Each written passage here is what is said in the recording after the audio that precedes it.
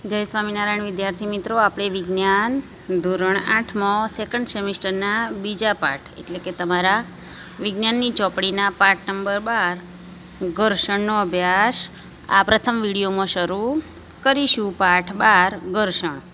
તમે traffic signal પાસે car કે ટ્રકના ડ્રાઈવરને વાહનને ધીમું પાડતા જોયા હશે. એટલે એમ કે તમે ટ્રાફિક સિગ્નલ પર બધા લોકોને પોતાના વાહનોને ધીમું પાડતા જોયા હશે. તમે પણ તમારી સાયકલને જરૂર પડે બ્રેક લગાડીને ધીમી પાડો છો. એટલે એમ કે તમે પણ તમારી સાયકલને જરૂર પડે ત્યારે બ્રેક લગાડીને ધીમી પાડો છો. તમે ક્યારે એવું વિચાર્યું છે કે બ્રેક મારવાથી વાહન શા માટે ધીમું પડે છે? એટલે કે આપણે ક્યારે એવું વિચાર્યું કે બ્રેક મારવાથી વાહન કેમ ધીમું પડે છે? માત્ર વાહનો જ નહીં પણ કોઈપણ વસ્તુ જ્યારે બીજી વસ્તુની સપાટી પર ગતિ કરતી હોય ત્યારે બાહ્ય બળ લગાડ્યા વગર ધીમી પડે છે અને અંતે સ્થિર થઈ જાય છે. એટલે કે માત્ર સાધનો એટલે કે વાહનો જ નહીં પરંતુ કોઈપણ વસ્તુ એક સપાટી પરથી બીજી સપાટી પર ગતિ કરતી હોય ત્યારે કોઈપણ જાતનું બાહ્ય બળ લગાડ્યા વગર અમુક સમયે અમુક અંતરે જઈ અને ધીમી પડે છે અને સ્થિર થઈ જાય છે. શું તમે જમીન પર ગતિ કરતા દડાને થોડા સમય પછી સ્થિર થઈ જતા જોયો નથી? જેમ કે બાળકો રમતા હોય ને દડો એકબીજાની સામે નાખતા હોય તો થોડે આગળ જઈને દડો ધીમે પડે છે ને ધીમે ધીમે પછી સ્થિર થઈ જાય છે. કેળાની છાલ પર પગ પડતા જ આપણે શા માટે લપસી જઈએ છીએ? કે રોડ ઉપર ચાલતા હોય અને પગની નીચે કેળાની છાલ આવે તો આપણે લપસી પડીએ છીએ. કોઈ લીસાને ભીના ભોયતળિયા પર ચાલવું શા માટે મુશ્કેલ છે? એટલે એમ કે ઘરમાં પોતું કર્યું હોય અથવા પાણી ઢોરાયું હોય તો લીસું ભોયતળિયું હોય તો એના ઉપર ચાલતા ચાલતા લપસી પડવાનો ભય રહે છે. આ પ્રકરણમાં તમે આવા પ્રશ્નોના જવાબો શોધી શકશો. એટલે એમ કે આપણે આ 12મા પ્રકરણમાં આ બધા પ્રશ્નોનો ઉકેલ શોધી શકીશું. તો મુદ્દા નંબર 12.1 ઘર્ષણ બળ. એમાં પ્રવૃત્તિ 12.1 ટેબલ પર પડેલા પુસ્તકને ધીમેથી ધક્કો મારો. એમ કે તમારા ટેબલ પર પુસ્તક પડ્યું હોય ને ધીમેથી ધક્કો મારો. આકૃતિ 12.2 એ આ રીતે અહીંયા ટેબલ પર પુસ્તક પડ્યું છે ને ધીમેથી ધક્કો માર્યો. હવે પુસ્તકને વિરુદ્ધ દિશામાં ધક્કો મારીને આ પ્રવૃત્તિનું પુનરાવર્તન કરો. હવે પાછું જે જગ્યાએ હતું ત્યાંથી જે જગ્યા ઉપર હતું પહેલાં ધક્કો મારીને જે જગ્યાએ લાયા એ જગ્યાએથી પાછું મૂળ પરિસ્થિતિ માટે ધક્કો મારો. શું પુસ્તક આ વખતે પણ સ્થિર થઈ જાય છે? એમ કે આ વખતે પુસ્તક સ્થિર થઈ જાય છે. શું તમે એવું શા માટે બને છે તે વિચારી શકો છો? એટલે એમ કે તમે આ કેમ આવું બન્યું એના માટે કંઈ વિચારી શકો છો? શું આપણે કહી શકીએ કે પુસ્તકની ગતિનો વિરોધ કરવા માટે તેના પર કોઈ બળ લાગતું હોવું જોઈએ? આ બળને ઘર્ષણ બળ કહે છે.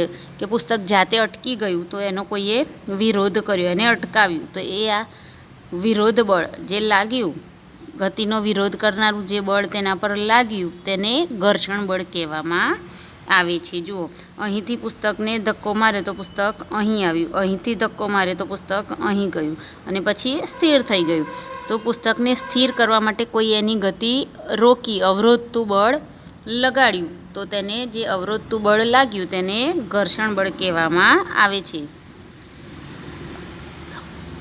તમે જોયું કે જો તમે ડાબી બાજુએ બળ લગાડો છો ત્યારે ઘર્ષણ બળ જમણી બાજુએ લાગે છે. એટલે આપણે એ જોયું કે જ્યારે આપણે પુસ્તકને ધક્કો મારીએ ડાબી બાજુએ ખસેડીએ તો પુસ્તક જમણી બાજુ જતી વખતે અટકે છે. એટલે કે જમણી બાજુએથી એને ઘર્ષણ બળ લાગે છે.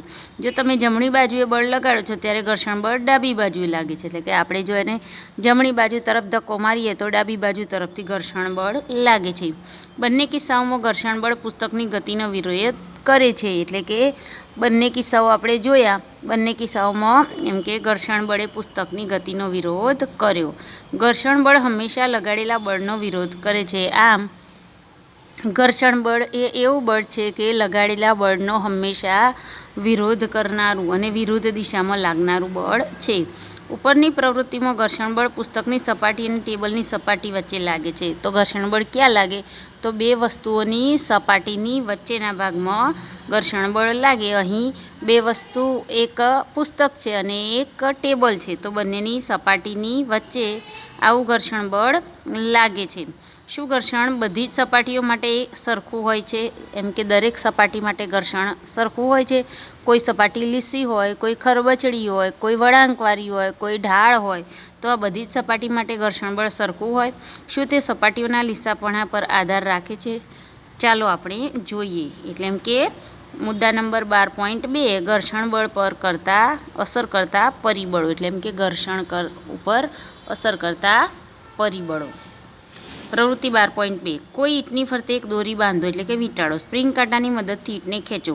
આ માટે તમારે બળ લગાડવું પડશે. જ્યારે ઈંટ ગતિ કરવાની શરૂઆત કરે ત્યારે સ્પ્રિંગ કાંટા પરનું અવલોકન નોંધો. એટલે કે ઈંટને ફરતે દોરી બાંધી અને એ દોરીને સ્પ્રિંગ કાંટાની મદદથી ઈંટને ખેંચવાની છે. સ્પ્રિંગ કાંટા ઉપર જે સ્ટેન્ડ લગાડેલું હોય એમાં દોરી ભરાઈ અને ઈંટને ખેંચવાની છે. જ્યારે સ્પ્રિંગ કાંટો ઈંટ ગતિ કરવાની શરૂઆત કરે ત્યારે સ્પ્રિંગ કાંટા પરનું અવલોકન નોંધો. એટલે કે જ્યારે આપણે ઈંટને ખેંચવાની શરૂઆત કરીએ ત્યારે આપણે એના ઉપરના અંકનું અવલોકન નોંધો.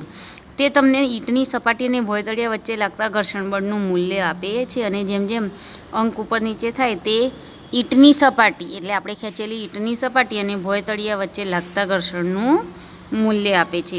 આકૃતિ 12.3 સ્પ્રિંગ કાંટા વડે ખેંચાયેલ ઈંટ. જુઓ, અહીંયા સ્પ્રિંગ કાંટો છે, અહીંયા નીચે દોરી બાંધેલી છે, અહીંયા ઈંટને ખેંચે છે અને અહીંયા જે અંક બતાવે તે સ્પ્રિંગ કાંટામાં જે અંક બતાવે તે ઘર્ષણ બળનું મૂલ્ય છે.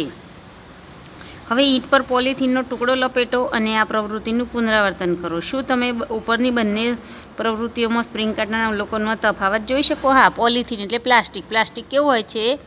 લીસું. એ લગાવતા ઝડપથી ઈંટ સરકે છે, તો બંનેમાં તફાવત જોવા મળે છે. આ તફાવત માટેનું કારણ શું હોઈ શકે? હવે ઈંટની ફરતે શણનો ટુકડો વીંટાળીને આ પ્રવૃત્તિનું પુનરાવર્તન કરો. તમે શું અવલોકન કરો છો?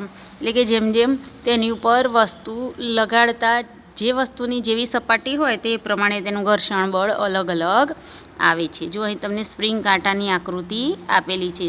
સ્પ્રિંગ કાંટો એ વસ્તુ પર લાગતા બળનું માપન કરતું સાધન છે. તે એક સ્પ્રિંગ કોઇલ એટલે કે ગૂંચળાનું બનેલું હોય છે. જો અહીં આપેલું છે, જે તેના પર બળ લગાડવાથી ખેંચાય છે. એટલે અહીં બળ લગાડીએ તો આ સ્પ્રિંગ નીચે આખી આપેલી છે એ ખેંચાય છે. સ્પ્રિંગનું ખેંચાણ અંકિત કરેલા માપક્રમ પર સરકતા દર્શક દ્વારા માપી શકાય. અહીંયા જો માપક્રમ આપ્યા છે, જેમ જેમ સ્પ્રિંગ ખેંચાય અને જે જગ્યાએ સ્પ્રિંગ ઊભી રહે તે અંક એનું ઘર્ષણ બળ ગણાય છે. માપક્રમનું અવલોકન એ બળનું મૂલ્ય આપે છે અને એમ કે આ ઘર્ષણ બળનું મૂલ્ય જે અંક મળે તે તેનું મૂલ્ય ગણાય છે. ત્યાર પછી પ્રવૃત્તિ 12.3 લીસા ભોયતળિયા પર કે ટેબલ પર એક ઢાળ બનાવો. આ માટે તમે ઈંટ કે પુસ્તકોનો ટેકો રાખેલા લાકડાના પાટિયાનો ઉપયોગ કરી શકો, જે આપણને આકૃતિ 12.4 એમાં આપેલું છે. ઢાળ પર પેન વડે કોઈ બિંદુ એ પર નિશાની કરો. હવે એક પેન્સિલ સેલને બિંદુ એથી નીચે ગતિ કરવા દો. જો અહીં આપેલું છે, અહીંયા પાટિયા ઉપર આ ઢાળ બનાવ્યો છે, આ એ ચિહ્ન દોર્યું છે અને અહીંથી પેન્સિલને ગતિ કરાવવામાં આવે છે. સ્થિર થતાં પહેલાં તે ટેબલ પરથી કેટલી દૂર જાય છે તે અંતર નોંધો. એટલે એમ કે જ્યારે પેન્સિલ સ્થિર થઈ જાય ત્યારે ક્યાં સુધી પહોંચી તે અંતર નોંધો. હવે ટેબલ પર કાપડનો ટુકડો ફેલાવીને મૂકો. પછી ટેબલ ઉપર કાપડ મૂકો. કાપડ પર કરચલી ન રહે તેનું ધ્યાન રાખવું. એટલે એમ કે કાપડ ઉપર કોઈ જાતની કરચલી ન રહે તે રીતે ટેબલ ઉપર કાપડ મૂકીને આ પ્રવૃત્તિનું પુનરાવર્તન કરો, જે અહીં આકૃતિ બીમાં આપેલું છે. તે આપણને આકૃતિ એમાં દેખાય કે પેન્સિલ દૂર સુધી કરી રહી છે ગતિ, કારણ કે ટેબલની સપાટી લીસી છે. એટલે લીસી સપાટી ઉપરથી પેન્સિલને ગબડાવતા પેન્સિલ દૂર સુધી ગતિ કરી શકે. જ્યારે આકૃતિ બીમાં આપણને કાપડનો ટુકડો મૂકતા કાપડની સપાટી થોડી ખરબચડી થઈ જાય છે, તેથી પેન્સિલની ગતિ થોડી ઓછી છે. આકૃતિ 12.4 પેન્સિલ સેલ જુદી જુદી સપાટીઓ પર જુદું જુદું અંતર કાપે. આમ જુદી જુદી સપાટી પર પેન્સિલ સેલે જુદું જુદું અંતર કાપે છે. ટેબલ પર રેતીનું પાતળું સ્તર લગાવીને આ પ્રવૃત્તિનું પુનરાવર્તન કરો. કાપડ પછી રેતી મૂકો, પાતળું સ્તર ટેબલ ઉપર મૂકો અને પછી એની ગતિ કરો તો એ ઝડપથી અટકી જશે. આ સમગ્ર પ્રવૃત્તિ દરમિયાન ઢાળ એક સરખો રાખો. જેમ કે આ પ્રવૃત્તિ કરો ત્યારે તમારે ઢાળ કેવો રાખવાનો છે? એક સરખો. આ પ્રથમ વિડીયોમાં આપણે આટલે સુધી અભ્યાસ કરીશું. બાકીનો અભ્યાસ આપણે આગળના બીજા વિડીયોમાં જોઈશું. જય સ્વામિનારાયણ.